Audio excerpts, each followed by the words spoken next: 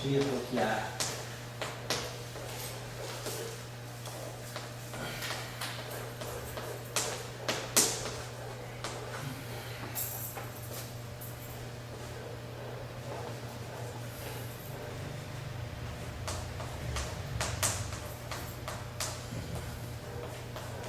então a gente tinha colocado aqui embaixo, a gente tinha colocado aí, tinha deixado como tarefa, né?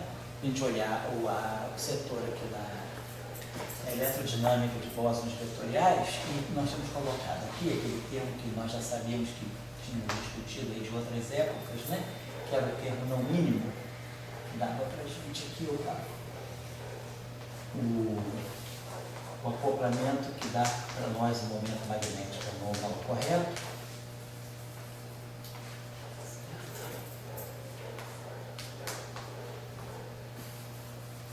Bom, aqui só lembrando que a gente não colocou, né, mas está implícito, a gente vai precisar trabalhar o setor do fóton, porque o setor do fóton independente, quer dizer, a parte que diz respeito ao fóton é a parte que é comum a todas as QEDs, mais o termo de gauge fixing aqui. Então, esse termo aqui, ele vai dar sempre para a gente a primeira identidade de Warren, que é a não renormalização da parte transversa, da parte longitudinal. Então vai dar sempre para nós aquela identidade de Warren, que é o DI, né? Assim. Oi? Está querendo botar MI? Oi? O WMI? É WMI ou AMI? Ah, desculpa, é MI, perdão. O Warren botar o WMI lá em cima. Aonde? Aí na lá de cima não pode botar o WMI? Tem desse tipo? Ah, não peguei fixo. Não tem gauge fixing. E a gente já tinha estudado esse outro curso aí, a gente poderia pensar o seguinte, do ponto de vista do campo de matéria, esse termo aqui, se a gente pensar que dá um bóson vetorial carregado, né, esse termo aqui é um termo legítimo, porque essa derivada é covariante, então esse termo aqui é perfeitamente invariante de gauge, porque a transformação de gauge do W é a transformação da matéria, é a transformação de fase. Então esse termo aqui é possível. Só que nós já tínhamos estudado em outras ocasiões que esse curso, esse termo aqui é o termo que destrói a unitariedade. Então, a gente tinha falado lá do trabalho, quando a gente fez um curso, eu acho que era de QED, não sei se era QED de objetos neutros, a gente chamou a atenção para o trabalho do Li Yang, o trabalho do Salam, que era o estudo quando ainda não se tinha teoria eletrofrágil, que se queria estudar início da década de 60, a renormalização, na verdade a renormalização e a unitariedade da QED vetorial. E aí esse termo aqui era o termo que era ruim para a unitariedade. Tanto no trabalho do Li e do Yang, eles colocam esse termo e eles veem que esse termo é um termo que é ruim para a unitariedade. Oi gente, boa tarde. Então não vamos colocar o termo longitudinal, mas como ele chamou a atenção, que seria possível. Esse termo aqui, então, nós já tínhamos visto na aula passada, né? Que quando a gente pega a função de dois pontos, então, a divergência da função de dois pontos, vou botar assim, né? A função de dois pontos do fóton, ela nada mais é do que a própria divergência da parte longitudinal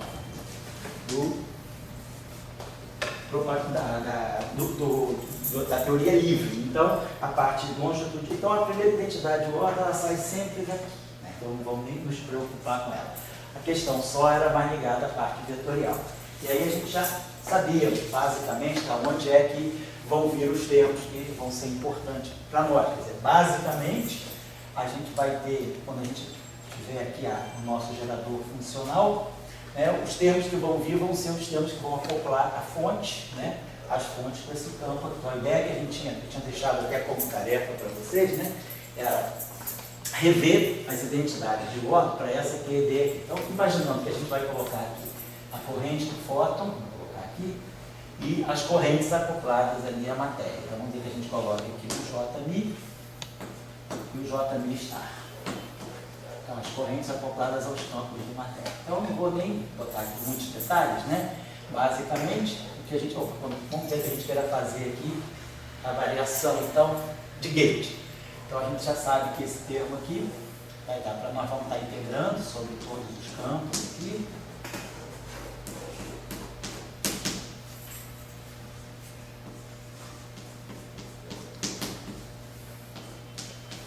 o termo aqui da ação livre, o termo da ação clássica, mais o termo da ação com as fontes.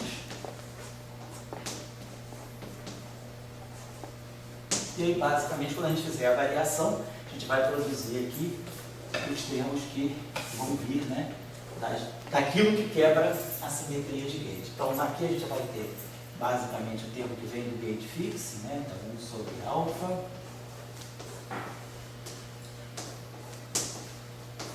Vou produzir aqui a lambertiano de alfa, o termo que vem do gate fixe, depois o termo que vem da variação do acoplamento com a fonte externa. Aqui vai ficar mais. E aqui tem vai ter o I global aqui, né? E aí aqui a gente vai. Aqui não tem I. Esse termo aqui é o termo que vem do gate fixo, que tem um I aqui. Tem um I global que tem esse I. E aí aqui a gente tem JMI.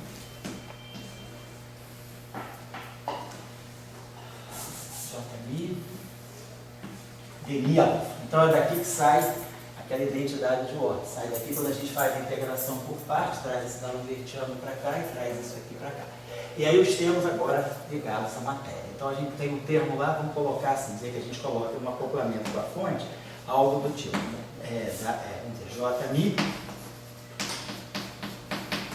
WMI está. Então esse termo aqui vai variar com a variação de fase desse aqui. A variação de fase desse aqui, então aqui vamos ter I, JMI, e aqui vai dar para a gente menos I. Vamos colocar aqui a constante de acoplamento G, o parâmetro alfa e o W está. Então aqui a gente vai ter esse termo aqui, vai ficar mais JG, JMI, alfa e o W está. Então, esse termo aqui vem desse acoplamento com a fonte externa. Depois, mais o conjugado complexo dele. Então, mais G. Esse alfa aqui na frente.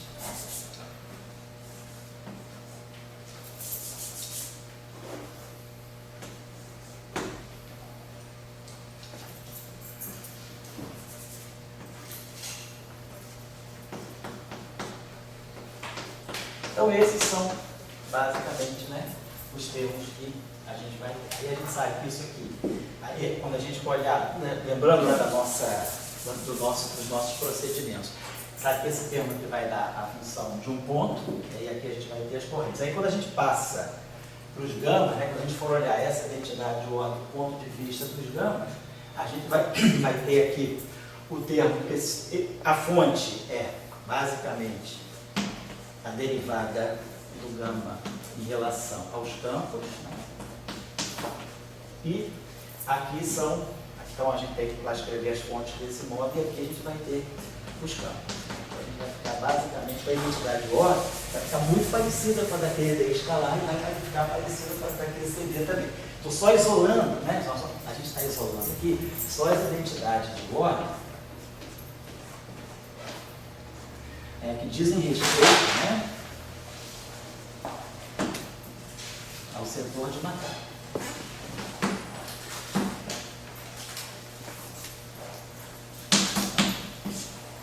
A identidade de ordem. O propagador do fóton não se altera. Olha, pode falar. Pode falar. A simetria de gate dos blocos vetoriais não tem um sinal trocado? A simetria de gate, Não tem um sinal trocado? ou seja, o AMI ou o WMI? Do W. Esse não trocado em que sentido? Um é mais IG alfa, o outro é menos IG alfa. Isso. Tem sinal Aí, trocado. Então tem tem um sinal menos trocadinho. IG. É porque a gente estava fazendo o seguinte, a nossa fonte, a gente colocou os termos de fonte assim. I, J, Mi, então eu devo ter errado esse sinal. Quando eu jogar o conjugado complexo disso, você tem razão. Aqui vem o menos I. J, Mi está. Foi construída dessa forma. Foi construída dessa forma. Não, mas esse tem um sinal menos aqui sim, porque aí dessa aqui, a simetria de gate, quer dizer, a variação de fase desse aqui é menos I, G, alfa, W, estar. Então esse aqui vai produzir um fator 1, né? Tá certo. E aqui vai produzir o fator I, que vai dar com menos I também. certo? Porque no fundo, o que você tem que ter é uma coisa real, certo? Mas você tem razão de chamar a atenção. A gente, quer dizer, quando a gente faz a ação de fontes, né, quer dizer, a gente colocou aqui, a gente coloca mais I e a ação com o acoplamento dos campos com as fontes que a gente vai quantizar externamente. Aí tem esse I aqui, mas aí você compensa. Bom, então, basicamente a identidade de ordem que a gente vai esquecer a parte do A, porque essa identidade de ordem, quando eu começar a derivar em relação a A, ela vai sair. Então a gente vai ter esse termo aqui também, então a gente vai ficar basicamente com isso aqui. A gente vai ter G alfa, que o alfa vai embora, então a gente vai ter aqui esse G, aí aqui a gente vai ter o D gama, D WI, WI star, mais o G,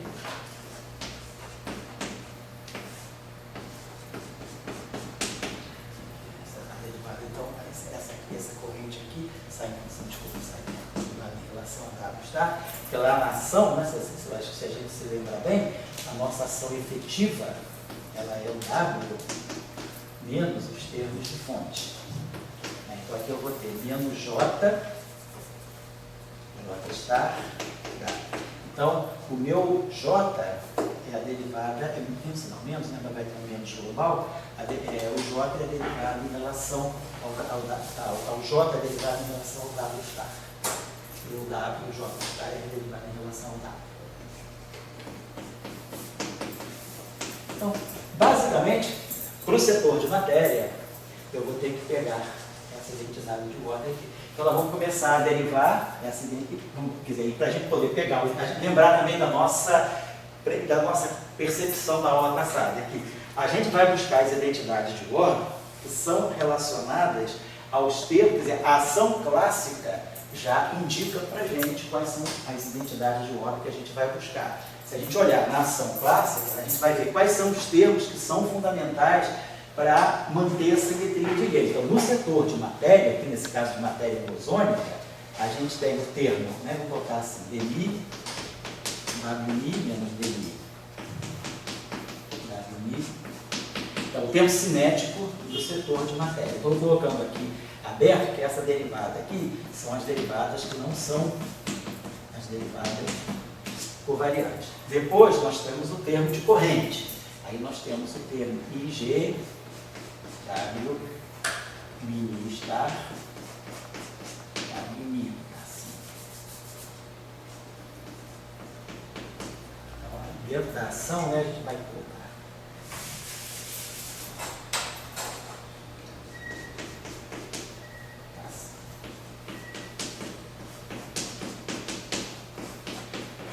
Então, esse termo aqui vem como parte do acoplamento mínimo e depois esse termo aqui, que é o termo G2, que está exatamente a situação do campo escalar. Mesma estrutura de termo. Aqui, esse termo aqui é o termo, essa derivada que está aqui, o DMI aqui, esse field strength que está aqui, é esse aqui, sem a derivada covariante. A derivada covariante ela só está nesse termo aqui. Aqui a gente faz o field strength com a derivada covariante, mas eu estou abrindo esse termo. O que a gente está vendo basicamente? Que a simetria de Gauge aqui, quem faz a simetria de Gauge do setor de matéria, que é esse termo aqui, que é invariante de Gauge, esse termo que por si só é invariante de Gauge. Esse termo aqui por si só é invariante de Gauge, que essa frase aqui mata essa frase aqui. Então, as compensações para ter simetria de Gauge vão estar aqui. Então, a gente basicamente vai ter a função de 2 pontos da matéria.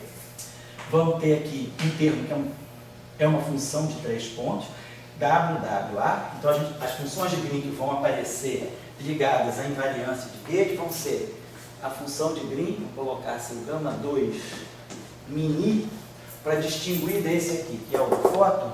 Vamos colocar gama 2 mini W, que é a função de Green de 2 pontos, é o propagador do bóson vetorial livre. Depois nós vamos ter uma função de Green de 3 pontos aqui, gama 3. Então aqui a gente vai ter WWA, então a gente vai ter alguma coisa do tipo mi kappa.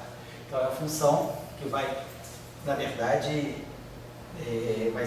seria, né? na contrapartida da ação efetiva seria a função de Green de 3 pontos, né? Seria essa função aqui. Isso aqui é a ação efetiva, isso aqui é a função conexa, seria algo desse tipo. WMI está, WMI, a capa.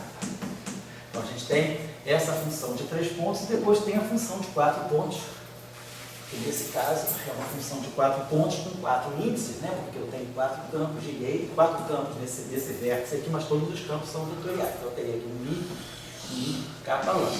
Então basicamente as identidades de ordem que eu vou ter que derivar aqui vão ser, eu vou ter que pegar essa equação, para poder gerar uma função de 3 pontos nessa categoria aqui, eu vou ter que derivar em relação, sei lá, uma capa, derivar em relação a um W lambda. E a outra equação, eu vou derivar 2 vezes em relação a, uma vez em relação a W. Então eu vou obter a mesma estrutura. Se a gente olhar por aqui, se lembrar das aulas anteriores, né? A gente vai ter o mesmo tipo de identidade de ordem. Deixa eu apagar isso aqui. Então, se deixar só esse termo aqui guardadinho, a gente vai precisar dar uma olhada nisso aqui. Então, as identidades de ordem que a gente tinha seria algo desse tipo assim. Nós vamos ter algo desse, com essa estrutura aqui. Exatamente como a gente tinha na QED escalar e na QED espitorial. A divergência da função de 3 pontos, vou ter essa função de 3 pontos, vou colocar assim, é a WW, né? Então eu vou ter esse termo aqui, vamos dizer assim, aqui eu vou ter um I e um K, com essa função de Green que ela depende de X, Y e Z. Eu vou botar, tem um sinal aí que eu estou ignorando, quem fizer o cálculo na ponta do lápis vai ver, mas deve ter um sinal mais ou menos, né?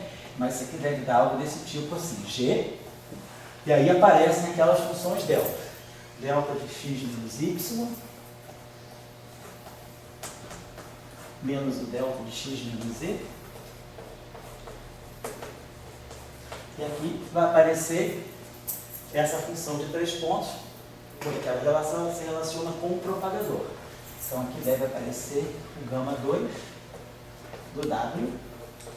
A função de Green do propagador, né? O inverso do propagador, que a gente já tinha mostrado aí numa aula, e vocês já sabem dos cursos de análise de integração de caminho, que a ação efetiva, né? O termo quadrático da ação efetiva é o inverso do propagador, é o inverso da função de 2 pontos, da função de Green propriamente dita. E aqui vai sobrar os índices Ni, K e aqui o YZ. Então, basicamente, eu obtenho essa identidade de ordem aqui, que é exatamente o que tem na QED, na QED, só que na QED, aqui vai ficar campo fermiônico, e aqui vai ser o propagador do ferro. Então é a função de Green, é a identidade de ordem que relaciona em qualquer ordem perturbativa a função que tem um campo AMI externo e os campos de matéria na perna externa. É basicamente o gráfico que dá o momento de polo magnético. Então, essa função de Green é isso aqui. Na verdade, eu vou estar tirando a divergência dessa função de Green, que desse lado aqui eu vou estar tendo o propagador da matéria. Na verdade, o inverso do propagador da matéria. Se eu inverter isso aqui, eu ganho o propagador. Mas essa função então essa identidade de ordem está fazendo exatamente o papel na QED. Aqui era o propagador do fóton. Na QED escalar, aqui era o propagador do bóson escalar, do φ, e aqui o vértice que acopla o fóton com a matéria carregada. Então essa estrutura ela é persistente, ela vai estar sempre, e ela é consequência imediata da simetria de gauge por causa do acoplamento mínimo, por causa da estrutura da derivada covariante. A gente vai ter sempre o termo cinético, né, para qualquer campo, né, que seja, né, a gente tem sempre uma estrutura desse tipo. E aí eu vou precisar sempre de uma relação entre os termos livres, que é o propagador, o termo quadrático livre na matéria, que é o propagador, o termo cúbico, que vai acoplar um campo de gauge com a corrente de matéria, que é esse termo aqui, e no caso bosônico, a gente ganha uma identidade extra, né, que não tem no caso fermiônico, vou botar aqui.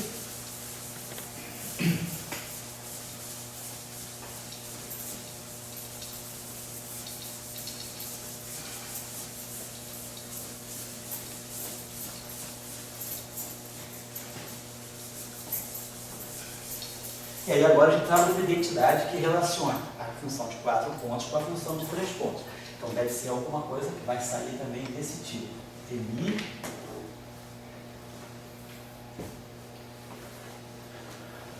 função de 4 pontos aqui. TMI. Então nós vamos ter 2 fótons agora. 2 índices de fótons, essa função aqui, x. Basicamente, essa função de green aqui é esse gráfico aqui. Que a gente já sabe que é divergente, quer dizer, em princípio, né, seria esse gráfico aqui. A gente já sabe na QD, ele seria linearmente divergente. E esse cara aqui seria, desculpa, na verdade, esse cara aqui seria logaritmicamente divergente, que esse cara aqui seria 4 menos uma linha externa de fóton menos 2 linhas externas. Ah, tá certo. Então seria uma divergência linear. Tá certo. Esse cara aqui é uma divergência quadrática. Em princípio, né? Quer dizer, ele é um campo de matéria. Então aqui eu tenho um momento e aqui uma divergência linear. Então dá momento ao quadrado. E aqui uma divergência quadrática. O campo vetorial, né? Se é o campo de gauge, não. No campo de gauge, quando a gente pega o gama 2 do fóton, e a gente sabe que a divergência dele é exatamente a divergência do propagador livre.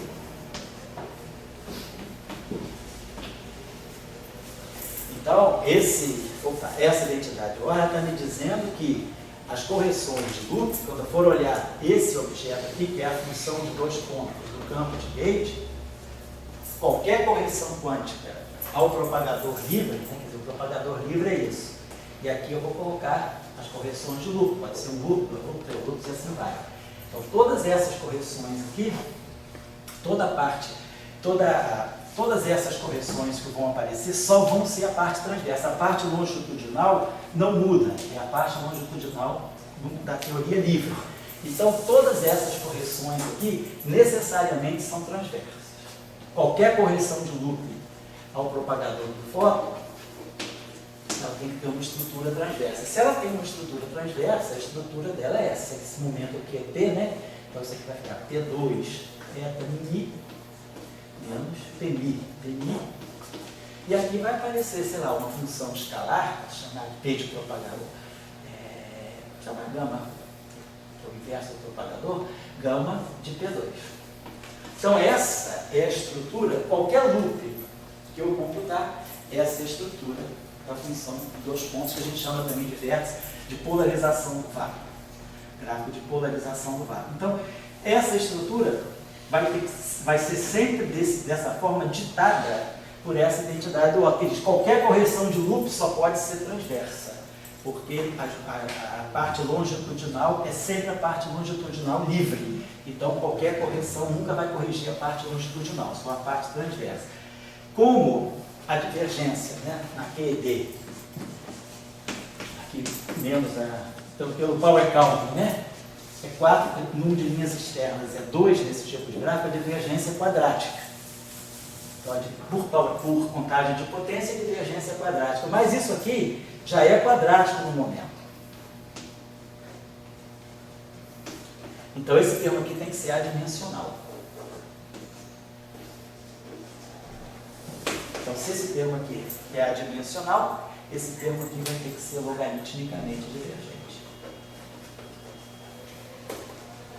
Então, se ele é logaritmicamente divergente, então eu já sei que essa identidade de ordem ela me reduz o grau de divergência, uma divergência quadrática, para uma divergência logarítmica, por causa da identidade de ordem, porque ela já fatora aqui o termo transverso, o projetor transverso, mas o projetor transverso já é quadrático em P. Então, ele já traz a divergência, ele já traz a dimensão quadrática em P. Então, o que é divergente está aqui.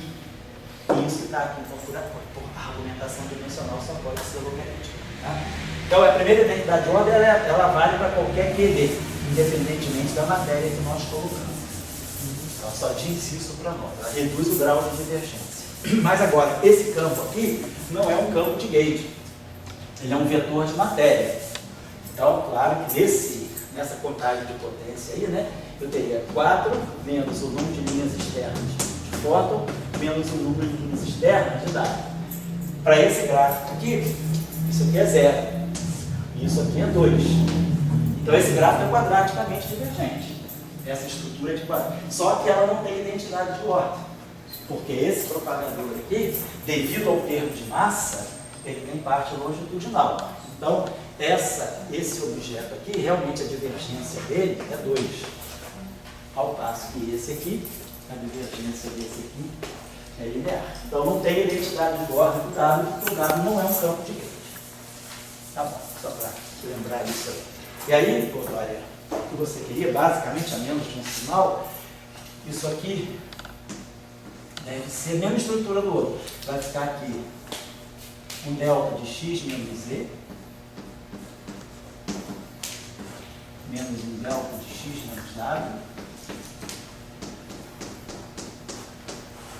Aqui vai ficar a função de 3 pontos. Vai sobrar uma perna ainda, uma perna vetorial. Aqui fica o fóton, e aqui matéria, matéria. Aqui fica y. Então, basicamente, a gente vai estar relacionando essa função de Green aqui, fóton, fóton, matéria, matéria, matéria, matéria, matéria, com essa função de Green aqui, que é aquela de lá. Fóton, matéria, matéria. Então, essa aqui é linearmente divergente, e essa aqui é logaritmicamente divergente, porque é 4 menos 2 menos 2. Então, a divergência dessa aqui é 0. Então, esse objeto aqui é logo divergente. E aí, aqui tem uma divergência, que é o que vai me dar a potência de momento. Então, o momento desse lado, e esse cara aqui já é linearmente divergente, o momento desse lado, tá certo? Então, não tem, vamos dizer, em termos de identidade de ordem, a gente resolveu, sabe quais são, mesmo que tenha colocado esse termo aqui. Agora, esse termo aqui, por si só, ele é um termo invariante de gauge. A invariância de gauge dele não depende de ninguém. Ele é livre de invariante de gauge. Esse termo aqui carrega o f em i. Essa função de Green aqui não. Ela vem do vértice que tem 2 fótons sem derivada. Então, essa função de Green aqui, ela tem essa derivada aqui, bate aqui, basicamente ela contrai com essa linha, sobra essa linha aqui. Essa linha que está aqui, basicamente, na identidade de ordem, ela faz isso. Ela contrai essa linha, essa derivada na coordenada do fóton, e sobra isso aqui. Quer dizer, a derivada come essa linha e sobra, na verdade, o propagador. Aqui, essa derivada come um fóton, sobra, na verdade, esse fóton. Então, eu não tenho nenhuma identidade de ordem para aquele termo lá. Eu posso escrever alguma coisa, claro, eu posso derivar em relação ao coisa, mas aquele termo lá não vai estar contemplado na função de nessa identidade de ordem. Ele já é um termo por si só, invariante de Gauge. Tá? Agora, claro que esse modelo, como a gente já falou em outras ocasiões, em outros cursos, né, esse modelo, do ponto de vista de uma teoria quântica de campo, classicamente esse modelo se sustenta. Mas do ponto de vista de uma teoria quântica de campos, esse modelo aí é problemático.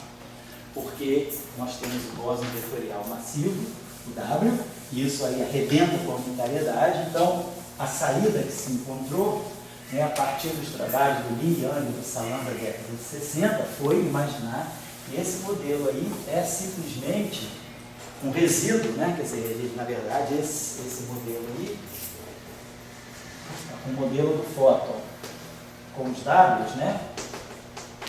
Ele, na verdade, é parte de um modelo mais completo, que é a teoria eletrofrágil. Então, a gente precisa, na verdade, para olhar esse modelo como um todo, é preciso olhar para olhar a renormalizabilidade, a unitariedade dessa eletrodinâmica vetorial, eu preciso entender que ela é parte constitutiva desse modelo aqui.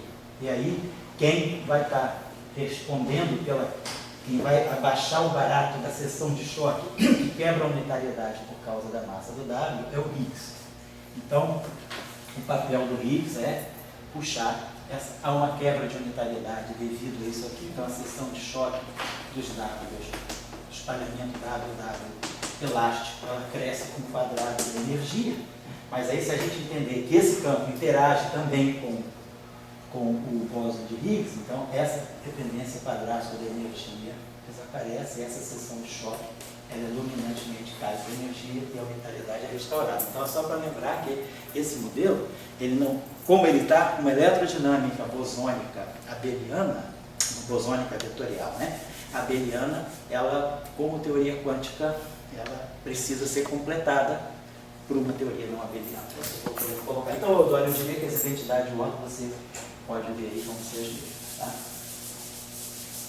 Apesar desse acoplamento não mínimo, mas é sempre, vamos dizer assim, a guia que a gente tem é sempre, seja na gravitação, não importa, a gente vai ter que olhar sempre as identidades de ordem para aquelas, claro, se a teoria for renormalizada. Então, já primeira parte do curso a gente trabalhou power count em várias situações, viu, classificou os modelos que a gente sabe que devem ser renormalizáveis em qualquer dimensão. Aquela é a primeira condição, é uma condição necessária, mas não é suficiente. Mas a gente já tem uma primeira ideia de uma contagem majorada até, quer dizer, pior do que aquilo não vai ser. A divergência máxima que a gente tem é a divergência feita pelo power count. Como a gente viu acontecer no caso do propagador do fóton, a divergência por power count é quadrática. Mas aí se a gente acopla aqui as identidades de ordem, então aí a gente tem uma redução e a divergência passa a ser logarítmica. Então, claro que eu preciso, se tem simetria, jogar as identidades de ordem para ver se as divergências abaixam. Mesma coisa, né? Se a gente pegar, por exemplo, uma função de em qualquer eletrodinâmica, né? Com 4 fótons, pegar a função de 4 fótons, espalhamento que seria o espalhamento de Broglie. Talvez essa função de Green aqui, ela é logaritmicamente divergente. Mas, se nós tirarmos as identidades de ordem disso aqui, a gente vai ter uma identidade de ordem que vai ser desse tipo assim.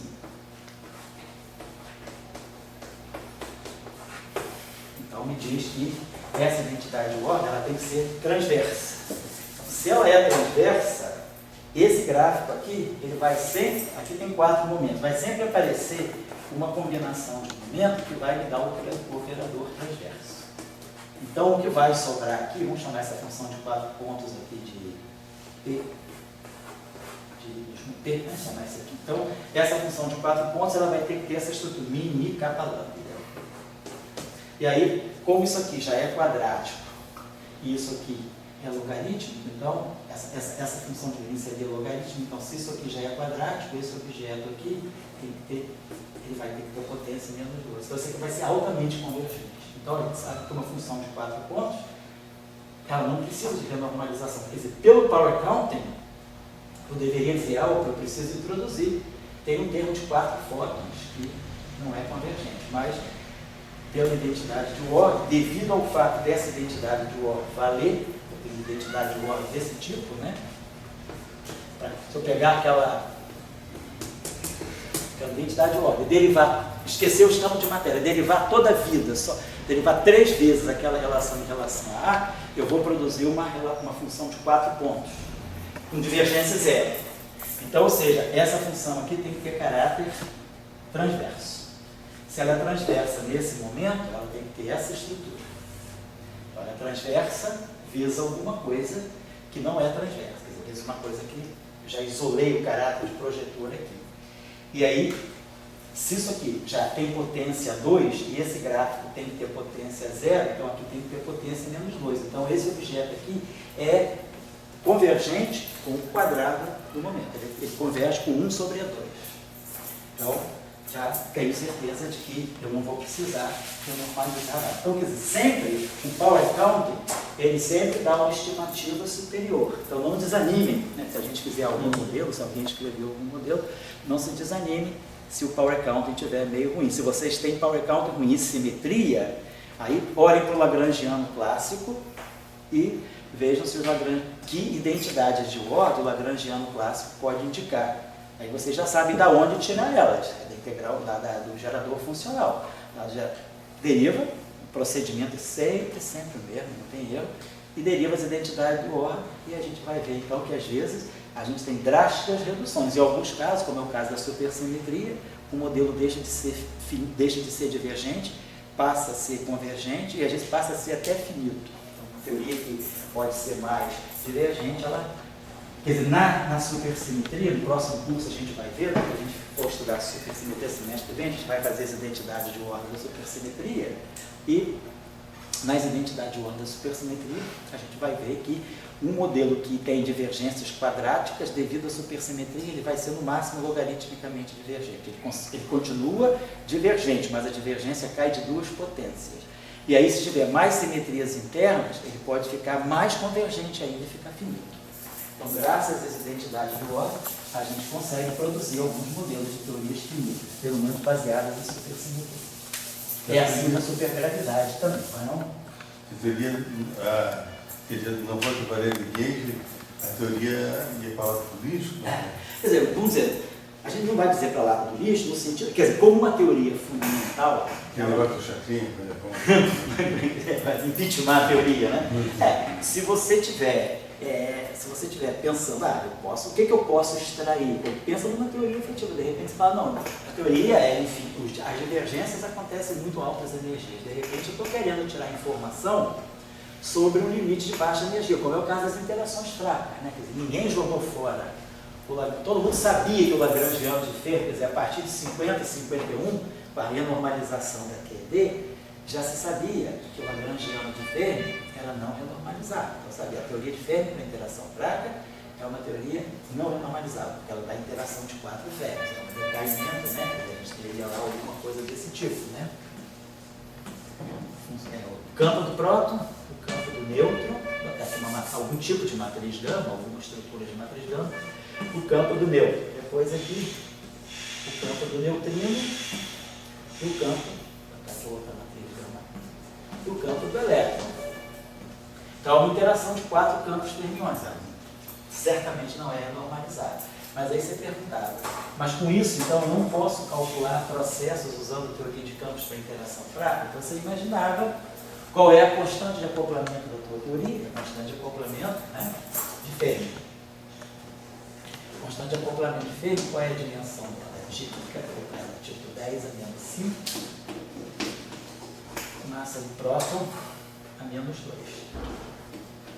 Então, você tem uma escala nessa dimensão, nessa constante de acoplamento. Então, se você tira a raiz quadrada dela, né, assim,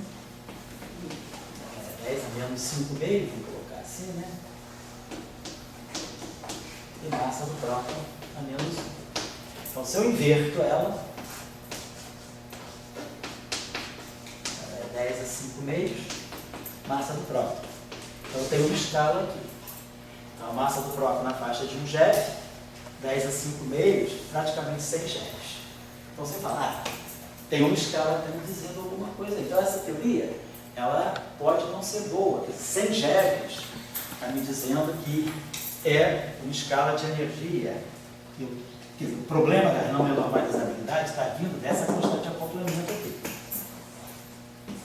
Isso aqui tem dimensão 3 meios, então esse objeto aqui, esse operador aqui tem dimensão 6. Então esse cara aqui tem dimensão menos 2, não é o caso.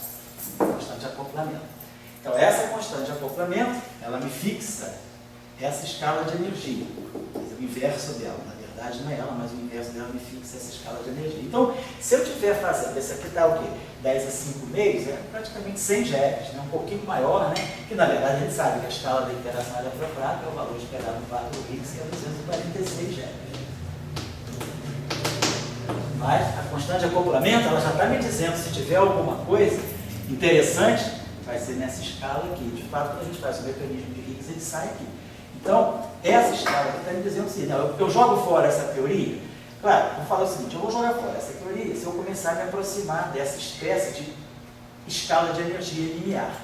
Mas se eu estiver trabalhando a escala de energia muito mais baixas, por exemplo, se eu quiser estudar o decaimento beta do nêutron, o próton e o nêutron vão sair com energias muito baixas. Imagina o decaimento beta do nêutron. O nêutron tem marchas de 939 MeVs e o próton 938. Então, sobra um MeVzinho para o elétron e o muon se distribuir. Então, sobra uma energiazinha pequena de 1 MeV para o elétron e para o muon. Então, uma energia de 1 MeV é 1000 vezes menor do que essa. Então, Essa teoria, mesmo não sendo renormalizável, ela pode dar resultados bastante razoáveis para escalas que sejam abaixo, bem abaixo de 100 G, que é o que se fez, de interação forte desde 1933, né, com Fermi, até a consciência veio em 1950, falou, poxa, essa teoria é até mais problemática do que a gente imagina, mas eu posso fazer estimativas com ela e cálculos não tão precisos, até porque também os dados de interação fraca naquela época tinham barras de erro,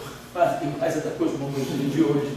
Eram barras de, hoje sim a gente tem barra de erro pequena em interação fraca, uma parte 1000, uma parte 10.000, melhor das hipóteses. Mas antigamente a barra de erro, você que experimentar, ia ficar chocado com as barras de erro de interação fraca. Então, está tudo muito bom, a gente pode fazer cálculos bastante aproximados nessa escala. Agora, se eu quero uma teoria renormalizável, bonita, para fazer os cálculos precisos, aí você esperou até 68, a teoria eletrofraca toda se resolveu. Então, se a gente chegar a construir um modelo que é não renormalizável, a gente pode dizer, tá, minha teoria não é renormalizável, mas ela é boa até um certo, eu tenho que procurar na própria teoria a escala de energia até onde ela é válida.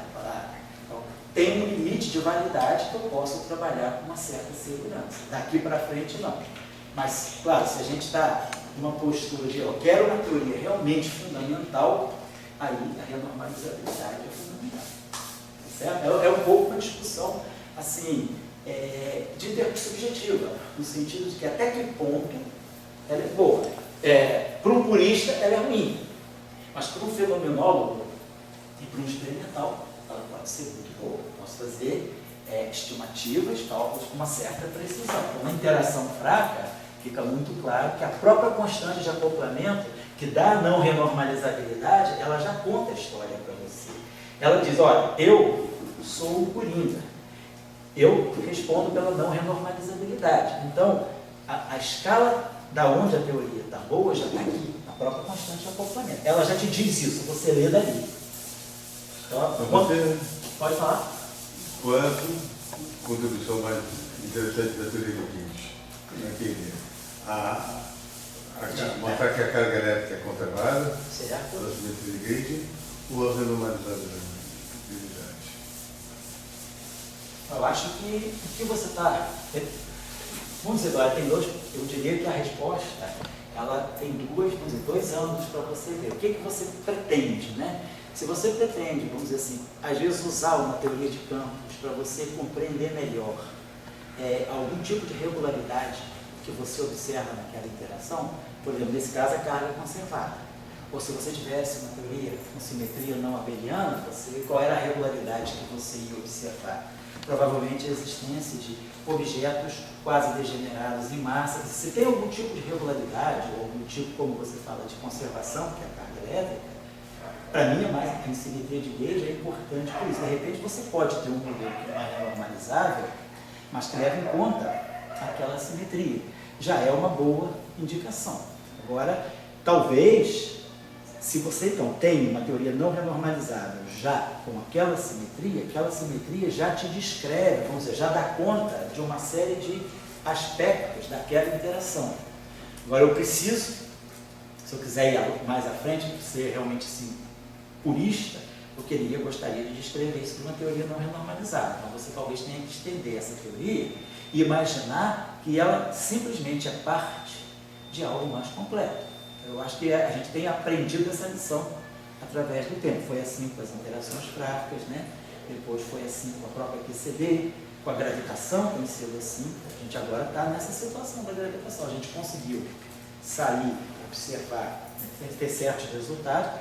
Aí a gente tentou construir uma teoria mais comportada da gravitação, chegou na supergravidade, que deu um comportamento muito bom, mas que não mostrou-se uma teoria fundamental da gravitação. A supergravidade deixou em aberto a questão da renormalizabilidade. Ela deu finitude, mas ela deu finitude até um certo número de loops. A partir de um certo número de loops, dependendo da teoria de supergravidade, a partir de 3 loops você já perde. Até 3 loops ela é finita, mas a partir de 3 loops ela não é nem renormalizável, ela é não renormalizável. Então você deixou em aberto essa questão. Você vai buscar, talvez isso seja parte de uma teoria mais completa. Eu acho que a gente vai assim. Agora, para que serviu a supergravidade? ela não serviu para renormalizar a gravitação, ela não produziu uma teoria de gravitação finita. Mas para que ela serviu? Ela serviu para nos mostrar, por exemplo, talvez uma compreensão mais clara do espaço e tempo e de que graus de... Ela indicou para nós, provavelmente, que graus de liberdade eu deveria buscar. Se eu quero dizer que a gravitação é parte de uma teoria mais completa, a supergravidade talvez ela me deu as indicações de que para onde eu vou, o que eu vou buscar. Ela me indicou, ó, não adianta você ficar buscando, como se fez na época da Strong Gravity, os primeiros trabalhos lá de Salant, 73, 74, que eram os trabalhos de tentar resolver a questão da gravitação, buscando outros bósons de spin 2 ou de spin 1, só tem o gráfico, e eu estou com um problema. Então, provavelmente eu vou acertar a renormalizabilidade da gravitação se eu descobrir os graus de liberdade que estão faltando. E aí ele foi na direção dos vetores e dos tensores. E não deu em nada. Com a supergravidade, ela fez uma correção, né, nessa trajetória. Ela falou, não adianta ficar buscando parceiro bosônico. Busca o parceiro fermiônico. Então, quando você introduziu o gravitino, quando você introduziu não o spin 1, não o spin 2, mas introduziu o spin 3 meios, você já deu promoveu uma mudança radical na gravitação. Você já fez a gravitação, por exemplo, ficar finita a um loop ou até 3 loops. Mas aí você não foi à frente. Então aí, se depois de 3 loops ela está apresentando problema, pode ser que esse campo de spin 3 meios não fosse o único elo perdido da gravitação quântica. Pode ser que haja outros elos perdidos que a gente está buscando. Eu acho que isso a gente vai aprendendo à medida que a teoria vai revelando os seus aspectos. Com o tempo. Ninguém faz isso num paper só. É um trabalho que está rodando na praça aí, desde 76, para 40 anos. Né? Você pode dizer que esse ano, a gente podia até comemorar um dia os 40 anos da supergravidade. Né? Esse ano foi o primeiro paper de supergravidade, saiu justamente em 76. Então, nesses 40 anos, a gente está entendendo. Claro que eu estou omitindo a discussão da teoria de cordas, mas aí a gente já sabe que, justamente, a partir da discussão da supergravidade, a gente entrou no caminho da teoria de cordas, que também já trouxe uma série de resultados assim, positivos, né, na direção da compreensão da gravitação. Então, eu acho que é um trabalho contínuo, né, de construção. Tá bom? Bom, então eu só queria colocar, para localizar melhor assim, a estratégia de nosso curso aqui, é o seguinte, né? Quais são o que a gente está querendo no final? O nosso ápice do curso vai ser a discussão das funções beta, que é, na verdade, a coisa mais fácil, porque tirar a função beta é fazer derivada.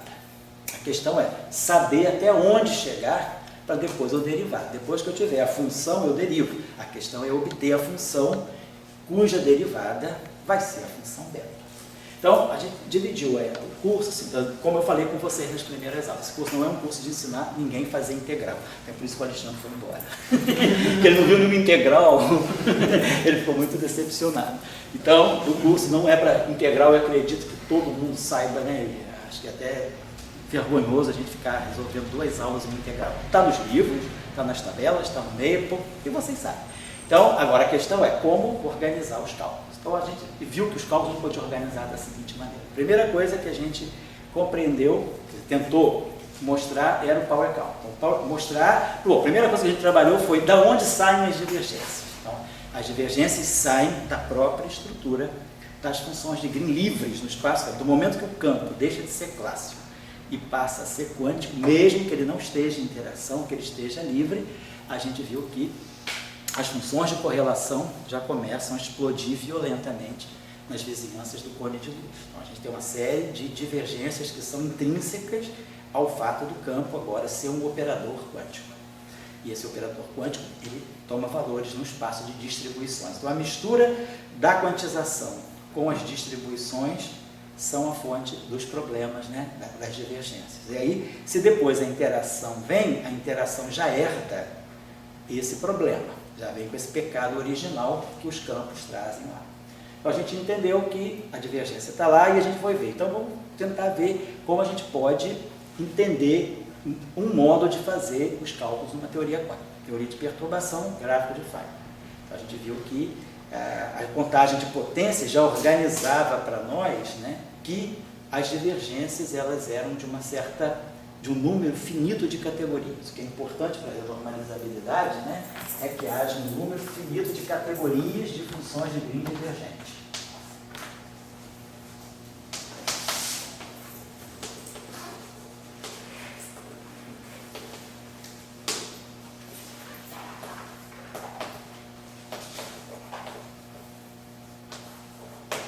Então a gente já tinha estipulado isso. Aí o elemento que a gente usou para fazer isso foi a contagem de potência dos gráficos primitivamente divergentes. Então a gente fez. Então isso aqui revelava para nós se a gente estava diante de um modelo renormalizável, não renormalizável ou super renormalizável. Então a gente já. Professor, Pois não? se por acaso acontecer do grau de divergência ser um valor fixo, Para todos os gráficos. para todos os gráficos, independente do número de perna externa, qualquer coisa. Ah, tá certo. Independente, ele ficar fixo, independente. Então, você. Não depende de nada mais. Tá certo. Vamos ver aqui. Então, você diria que qualquer gráfico, independentemente do número de pernas externas, é divergente. Então, Mas isso é uma coisa. possível. Não, possível tudo bem, mas seria uma característica muito ruim ou. Eu diria que seria estaria indicando uma não renormalizabilidade. Por quê? Porque você não tem uma categoria finita de gráficos divergentes. Todos os gráficos são divergentes. Então, isso significa que você teria que jogar infinitos contratermos. Quer dizer, se você tem uma função de 4 pontos, ela é divergente. Vamos dizer que você começa com a ação clássica, que vai até 4 pontos. Você tem até polinômio quartico de interação. Aí você vai calcular uma função de Green de 6 pontos, que não está no Lagrangiano clássico. Ele é divergente, por causa do power counting, que eu disse que todo mundo delta independente do número de pernas externas. E aí você vai, 6 pontos, eu jogo 6 pontos no Lagrangiano original. Aí você vai calcular uma função de Green de 7 pontos, ela também é divergente?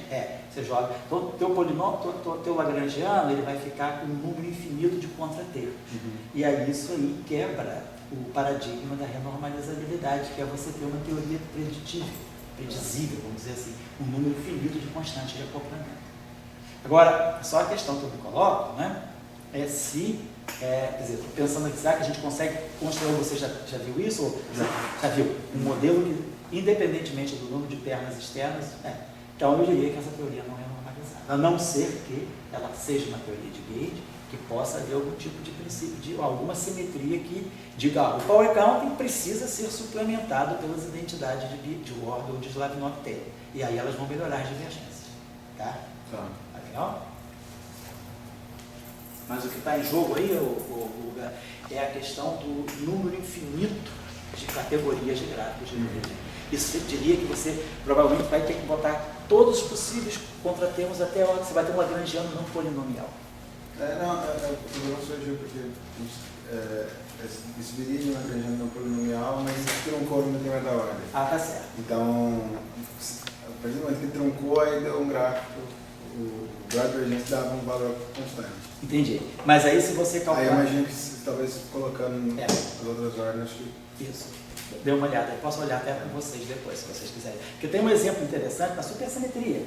Young-Mills, supersimétrico. É igual a teoria de Young-Mills, supersimétrico, mais simples possível, ela tem essa questão. O campo de Gauge, se a gente olhar a teoria supersimétrica mesmo, completa, você pode gerar interações com campos de Gauge e ter essa estrutura aqui.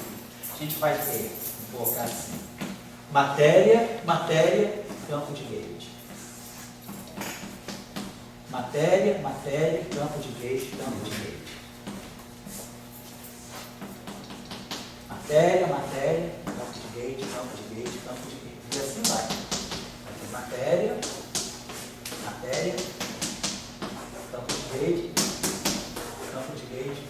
E você vai com uma série infinita, você vai gerar uma série infinita de funções de Green que vão ter divergência. Porque na supersimetria, o campo de Gauge está localizado num objeto que não tem dimensão canônica. Se ele não tem dimensão canônica, ele pode aparecer a todas as ordens no Lagrangiano. Aí você fala, poxa, então eu vou ter que jogar infinitos contratermos no Lagrangiano. Se isso aqui é infinito, está no Lagrangiano, Tudo bem, vamos começar a fazer agora as coisas dos contrarios. Jogo. Esse aqui não está no lagrangiano, mas eu jogo. Esse aqui. Mas o que é importante é que, na supersimetria, há uma identidade de ordem que diz que todos esses termos aqui vão aparecer, quer dizer, as correções quânticas, os loops, eles vão se organizar de tal maneira que todos esses gráficos aqui vão gerar o mesmo contratermo. E aí a soma de todos esses gráficos, ela vira uma exponencial do campo de Gauge. E aí você consegue, com uma única constante de acoplamento. Então você não introduz infinitos parâmetros na tua teoria. A renormalizabilidade não te obriga, a renormalização, o processo de renormalização, não te obriga a jogar um número infinito de parâmetros.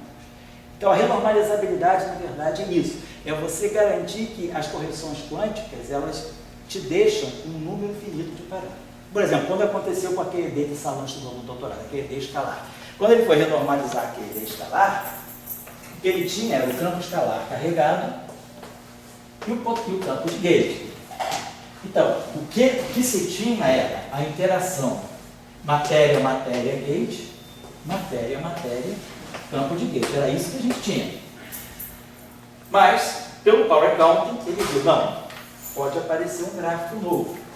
Pode aparecer uma categoria de gráfico divergente que não está no lagrangiano de partida, que é o lagrangiano daquele ED escalar, é simplesmente, né, menos 1/4 de f min ao quadrado, e termo lá normal, né, dmi-φ, e o termo de massa. Isso aqui é a nosso lagrangiano, vamos dizer assim, a nossa ação da eletrodinâmica escalar, derivada covariante. Aquela divergência aparece, então ele falou, beleza, vou colocar esse termo aqui. Então, além da constante de acoplamento de Gauge, apareceu a constante de acoplamento da auto-interação da matéria. Então, você terminou teus dias, a renormalização te diz, introduza um só parâmetro novo e você está ok. Você não perdeu a renormalizabilidade. Agora, se você vai introduzir o risco que a supersimetria me dava é que eu teria que introduzir infinitos termos, com interações cada vez mais cheias de campos de Gauge e com novas constantes de acoplamento. Mas aí a identidade de ordem da supersimetria mostra exatamente que todos esses termos aparecem com exatamente a mesma constante de acoplamento. Então você só tem uma constante de acoplamento, então você está dentro do esquema de renormalização. Tá certo? Essa que é a ideia que está em jogo. Então o primeiro passo que nós seguimos, né, foi estudar a estrutura de possíveis divergências, funções de Green divergência. Então esse foi, aí depois a gente falou, não fizemos regularização dimensional, porque eu sou... Oi, fala aí, Tiago. Pausa para meditação, 2-0, França. Ganhou já? Ganhou. Terminou? É mesmo? Beleza. Vamos mudar um pouco. Eu estava na Alemanha, estava ganhando tudo. Tá certo. Então, a gente estava pensando assim, vamos regularizar agora. Então a gente sabe que tem infinito, sabe como é que esses infinitos, aonde que esses infinitos vão se localizar, em que tipos de gráficos de Feynman, em que tipos de funções de Green esses infinitos vão se localizar. Agora a gente precisa de um processo de regularização, que aí na praça a gente falou de pelo menos 8. E aí a gente falou, só trabalhei um pouquinho aqui, porque em geral não é dado na literatura, e a regularização de Slavnov. A gente viu, funciona, introduz derivadas superiores, termos novos que vão fazer os gráficos ficarem mais convergentes e tal. Então, a gente já tem duas coisas conosco. A gente tem o tipo de divergências, fazemos um processo de regularização. E aí agora a gente entrou com essa identidade de ordem. Eu acho que do ponto de vista, para quem está vendo pela primeira vez, pode ser mais um pouquinho instrutivo.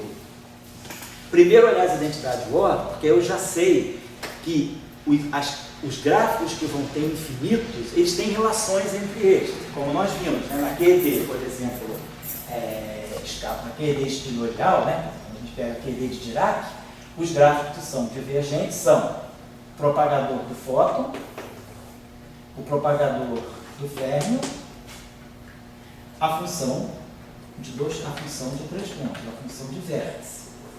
Então, essas são as 3 divergências que aparecem na eletrodinâmica espinorial, na eletrodinâmica de Dirac.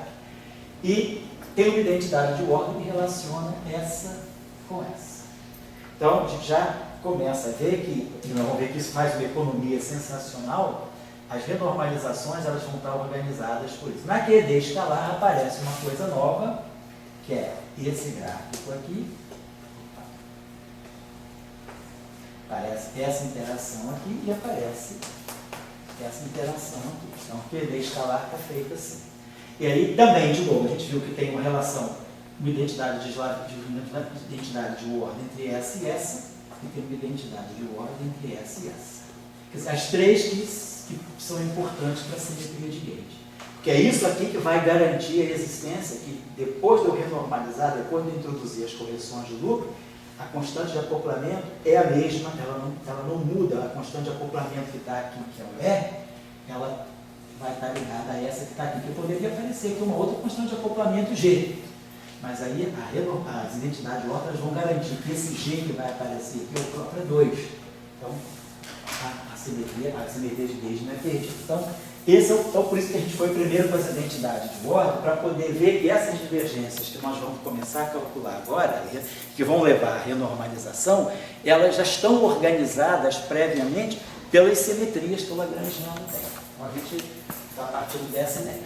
Agora, o que a gente precisa fazer é o cálculo prático. A gente agora vai olhar. Vamos pegar, por exemplo, aqui vamos pegar a QED de Dirac. Vamos começar pela QED. Você está querendo acabar com os infinitos, com a sua vontade? Acabar não, mas eu estou querendo esconder. A gente não vai acabar, eles estão lá. Mas eu vou querer simplesmente, vamos dizer assim, o que a gente vai querer fazer com a renormalização é dar vamos dizer assim, dar uma organizada nos infinitos e tirar o que eu quero. Quer dizer, tirar de um cálculo infinito a parte finita que me interessa. Mas eu não vou acabar, a teoria não vai ficar finita, vamos dizer assim. Eu tenho um problema aí de consultório psicanalítico, né? É o seguinte, para mim o único resultado que eu vi que foi, assim, que na minha geração que mudou tudo, assim, o único resultado que eu vi, vamos dizer, aí você pode botar, sei lá, nos últimos tantos anos de física aí, 40 anos de física, o único resultado que eu registro como importante é o cálculo da beta function na QCD. Na QCD, tá? Para mim foi por quê? Porque o cálculo da beta function da QCD, ele permitiu ter a liberdade assintótica e daí permitiu toda uma visão nova, inclusive de toda a teoria de campo voltar à tona. Então, foi um resultado assim, acho que depois você pode dizer, o Green, o Arthur e o Schwartz cancelaram a anomalia e botaram em tantas dimensões, tantas coisas assim, são resultados, evidente, mas para mim o resultado que eu considero assim, que foi tão importante como talvez aquele da QED dos anos 50, foi esse do Bom, então eu estou falando que nesse resultado, o que é importante, isso que o meu problema psicanalítico, é que o que é importante é a parte infinita. Entendeu assim? E se você fosse para o consultório do Dirac, ele ia dizer, não, você, entendeu assim? Ele ia te dar a injeção errada. Então fica uma coisa meio confusa da gente, você que é um diraquiano, entendeu assim? Quer dizer, ele quer tudo finito. Mas o grande resultado de física foi justamente, eu não sei qual é a tua opinião, mas tem um resultado mais importante do que o cálculo da beta function. Assim, então, vamos dizer assim, do ponto de vista da fenomenologia, claro que isso é um resultado muito importante, porque ele, inclusive, quebra um paradigma muito grande, né? Ele quebra uma ideia que a física tinha até a década de 60, que era que quanto mais próximos os objetos estão, mais fortes são as interações. Então, os objetos, a distância mínima, eles estão experimentando interações muito potentes, né? Na QCD é justamente o contrário. Quanto mais próximos os objetos estão, mais eles estão livres, né? Então, a liberdade assintótica foi uma quebra assim, de compreensão, quer dizer, no mundo, assim, numa visão mais fundamental de natureza, sem dúvida, esse resultado ele quebra um pouco essa visão, o senso comum de que muito afastado a interação cai, muito próximo, a interação cresce. Aí a gente viu que a função beta ser negativa é justamente o contrário, quanto mais próximo, mais livre. Então isso aí mudou, que é um regime completo, é o oposto, por exemplo, da interação eletromagnética. Eu acho que isso é um resultado importante, porque isso aí mudou. Eu acho que esse cálculo, eu acho que do ponto de vista... um caminho para a física que... Eu acho que do ponto de vista, assim, se a gente fosse fazer uma análise assim, de filosofia, epistemologia da física contemporânea, né, eu acho que esse resultado aí, ele abriu muitos caminhos, né, da mesma forma, vamos dizer assim, que as simetrias lá na final da década de 20 e 30, elas abriram um caminho novo para a física, né, a visão de Dirac, de você prever a antimatéria, você prever partículas antes de medir. Isso aí foi uma quebra de paradigma também grande, porque basicamente mudou essa ideia galileana, newtoniana do método científico. Eu acho que com a liberdade assintótica, a gente, digamos, compreendeu o seguinte: o mundo submicroscópico e quântico é muito mais fora do senso comum do que a gente imagina. Tanto é que o grande problema, né, que se teve quando apareceu o scaling, né, nas interações no Deep Neulasse Scattering em 68, que foi aquele ano que os experimentos do SLAC mostraram que o próton e o nêutron não são objetos elementares, devem haver estruturas espalhadoras mais fundamentais dentro do próprio próton e do nêutron. E além disso, essas estruturas mais fundamentais, elas, à medida que se aproximam, elas ficam cada vez com a interação menor. E aí, cara, isso aí, todo mundo ficou louco. Não, ninguém, mas como pode uma interação decrescer com a distância, ficar cada vez mais próxima de zero com a distância? Não tinha um exemplo na física real que soubesse disso. Ninguém. Ficou tudo pronto, então acabou. Não tem como se compreender isso, vamos ter que buscar uma outra física. Até que um cara, né, que era o Szymanski, que era um cara da física matemática, ele falou: olha, tudo bem, vocês vivem num mundo de 4 dimensões, eu vivo num mundo de 2 dimensões, eu vivo num mundo de baixa dimensionalidade. A minha física é toda em 2D, 1 mais 1 e 1 mais 2.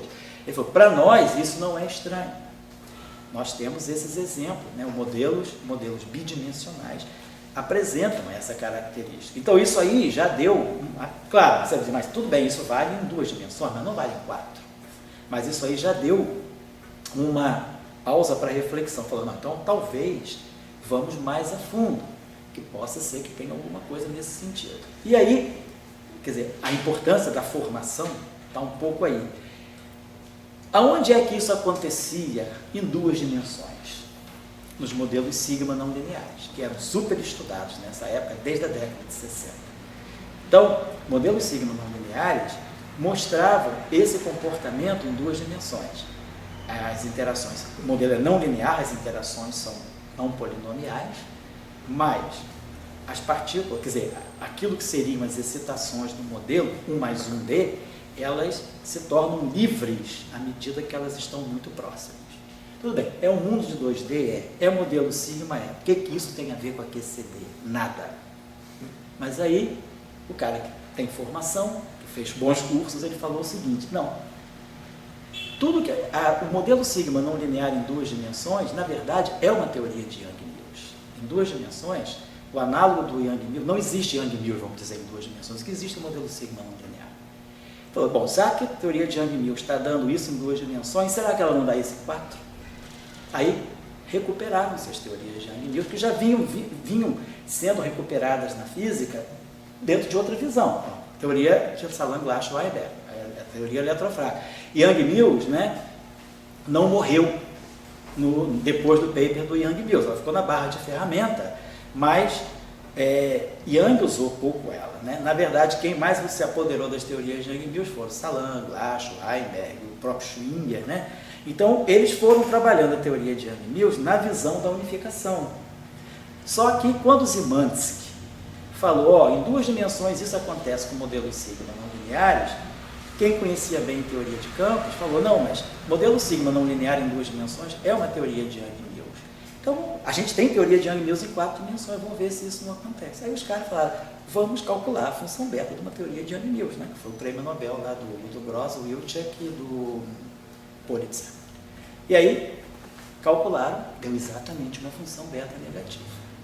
Então, isso foi uma quebra de paradigma muito grande, que ninguém sabia. Na época, né, eu não vivi nessa época, eu não estava na física ainda nessa época, mas os relatos que eu tinha lá, né, o pessoal que participou muito desse debate, lá o Salam, todo o Stracity também, que era estudante de doutorado nessa época, eles estavam comentando que a grande busca era, poxa, que fenômeno é esse, que teoria maluca pode explicar o scaling de Bjorken no Deep Enlace Scattering. E aí, Szymanski, num seminário, falou, isso não é tão estranho, porque em 2 dimensões isso acontece, com os modelos sigma não lineares. O cara falou, bom, então o campo dá esse resultado, o campo quântico dá esse resultado. Só que 2 dimensões, modelo sigma, é Yang-Mills em 4.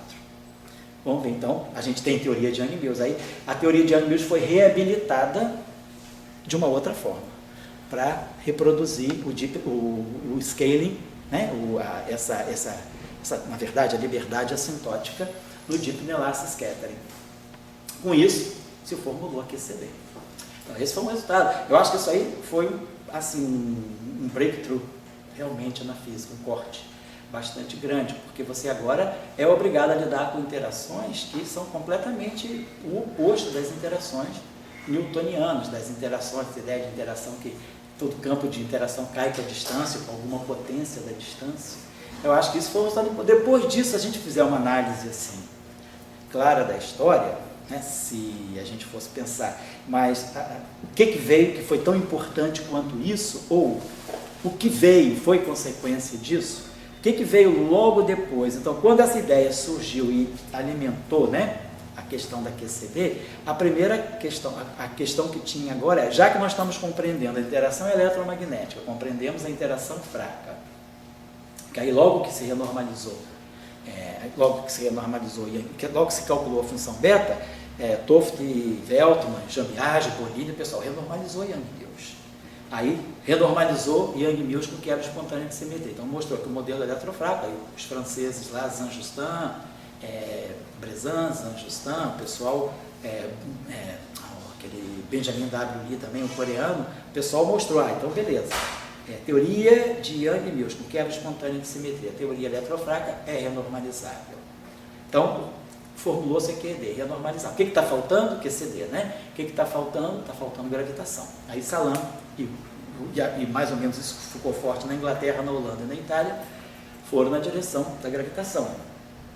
E aí, mas assim, sempre baseando muito na lição de Yang-Mills, o que não deu certo. Até que veio a supersimetria. E aí, por que a supersimetria também foi importante? Por que essa discussão das 2 dimensões abriu a importância? Porque também a supersimetria, ela não era uma simetria do mundo quadridimensional. Ela foi descoberta em 2 dimensões também. Da mesma forma que a renormalizabilidade dos modelos sigma em 2 dimensões levaram à compreensão da liberdade assintótica em 4 dimensões, em 2 dimensões apareceram, no estudo de modelos duais em 2 dimensões, se compreendeu que como os modelos bidimensionais são muitos, em geral, são solúveis, eles têm uma matriz S que você pode calcular de forma fechada todas as ordens, então, devido à solubilidade dos modelos bidimensionais, você desenvolve técnicas, Bethe-Ansatz, tem uma opção de técnicas que você desenvolve para resolver exatamente modelos bidimensionais. Na resolução de um desses modelos bidimensionais, se observou que o modelo, a matriz S do modelo ficava determinada se você executasse no teu modelo transformações que ligariam férmions com bósons. Mas tudo bem, isso é um mundo bidimensional, ninguém deu muita bola para isso. E aí, os russos, né, Aklov, Volkov, o pessoal que estava estudando neutrino, pensou, cara, o neutrino era forte na Rússia por causa do Bruno Pontecorvo, e aí imaginou, poxa, se o neutrino tem massa zero, isso nós vamos começar o curso de supersimetria por aí, eu acho que a melhor motivação para a supersimetria é essa motivação. Se o neutrino tem massa zero, o neutrino pode ser o bóson de Goldstone, de alguma interação. Mas pode ser a partícula de Goldstone. Mas a partícula de Goldstone, ela tem as mesmas características que a simetria. Se a partícula é fermiônica, a simetria deve ser fermiônica. Então os russos entraram um pouco nessa direção e em 2 dimensões havia essas transformações que misturavam férmion com bóson. Os russos pegaram essa transformação para fazer com neutrino E aí nasceu a supersimetria de Vesuviano em 4 dimensões. Mas por quê? Muito inspirado que o mundo de 2 dimensões pode nos dizer coisas que nós podemos transcrever para 4 dimensões. Talvez a gente não veja em 4 dimensões, fenômenos que a gente não observa claramente em 4 dimensões ficam mais visíveis em 2 dimensões. Então, por isso, e se trabalhou muito em dimensões mais baixas também, como um laboratório. Porque se a gente pensar, mas tudo bem, o cara faz, é um laboratório de resolver, vamos dizer, de fazer trabalho, de fazer pesquisa, mas, na verdade, não leva muita coisa, mas não é isso. Os grandes fatos do mundo quadridimensional, na verdade, foram inspirados por essas ideias. Lá em 2 dimensões você vê. Aí você tem vamos dizer assim, uma sugestão de que alguma coisa possa ser trazida para 4. Então a liberdade assintótica foi assim, a supersimetria também foi assim. Então, eu acho que então o que veio a partir daí? Veio supersimetria, que foi um pouco inspirada nessa ideia. Vamos trazer para 4 dimensões alguma coisa que ocorre em 2. Com a supersimetria veio a supergravidade. Então, tudo isso é derivado um pouco desse, eu diria assim, desse corte epistemológico que a gente sofreu na década de 60, no final da década de 60, que é ter interações com liberdade assintótica. Daí para frente, tudo que veio de mais assim, fronteira, foi em função da supersimetria. Que aí veio supergravidade, Kaluza-Klein supergravity, para resolver o problema da gravitação. Aí, da Kaluza-Klein supergravity, o primeiro passo foi teoria de corda. Aí a gente veio com teoria de corda. A teoria de corda trouxe a gente para uma fronteira grande da teoria de unificação e da própria gravitação. E daí, a questão da gravitação pode ser olhado. O fato da supersimetria ser uma simetria completamente diferente do espaço-tempo, quer dizer, a supersimetria é uma extensão da relatividade especial. Ela mostra que, além das coordenadas tempo e espaço, as coordenadas espaço-temporais, o nosso espaço-tempo pode ter coordenadas extras, não são coordenadas fictícias, né? O superespaço não é uma brincadeira que dá certo, não é uma técnica de resolver nada. O superespaço são dimensões genuínas. O fato da dimensão genuína ser fermiônica é só um detalhe, mas não desabona a dimensão de ser uma dimensão. Ela é uma dimensão fermiônica do espaço-tempo. E aí você, com essa percepção nova de um espaço-tempo que é quantizado, porque aí as coordenadas fermiônicas do espaço-tempo, elas são anticomutantes, você fala, então talvez a natureza quântica da gravitação não esteja no campo de gravitação, esteja na própria estrutura do espaço-tempo.